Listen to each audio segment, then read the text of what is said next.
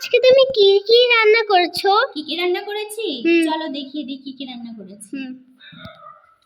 এই যে এখানে আছে লাউ পাতা আর ধনে পাতা মিক্সড করে ভর্তা। এটা কার জন্য বানাইছো? এটা সবার জন্যই বানিয়েছি, গরম ভাতে খাওয়ার জন্য।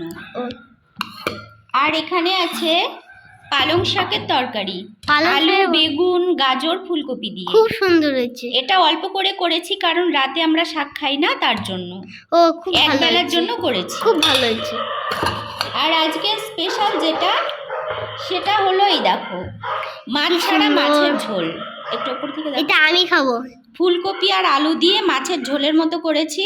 সেই সুন্দর বানিয়েছো তুমি। তাড়াতাড়ি ভাতটা বেড়ে দাও, আমার খিদে পেয়ে গেছে। ঠিক আছে দিচ্ছি, তোমাকে আর দাদাকে দিয়ে দিচ্ছি। ঠিক আছে ঠিক আছে। প্রথমে আমি দাদার ভাতটা বেড়ে নিচ্ছি, তারপরে তোমার ভাতটা বাড়ছি।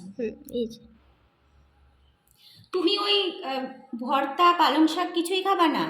না, শুধু ওই তরকারিটা দিয়েই খাবা? হ্যাঁ। দেখো তোমার ভাত দেখো। হ্যাঁ আমার ভাত আরেকটু, হ্যাঁ আরেকটু দাও। হয়েছে? হবে। ঠিক আছে, দাদাকে বাটাটা দিয়ে নি ভর্তাটা। তুমি খাবে না এটা? না আমি খাবো না। ঠিক আছে, তুমি শুধু এই তরকারিটা দিয়ে খাবে? এই তরকারি দিয়ে আমি খাবো। ফুলকপি দেবো? ঝোল? হ্যাঁ ঝোল দাও। আলু দেবো আর একটু বেশি করে? হ্যাঁ আলু দাও, আলু আমার সেই ভালো লাগে। ঝোলটা দেখতে খুব সুন্দর হয়েছে তাই না? ঠিক আছে, খেয়ে নাও, যদি লাগে পরে আবার দিচ্ছি। কেমন হয়েছে তরকারিটা? খুব ভালো। খাও, টাটা দিয়ে দাও। আচ্ছা।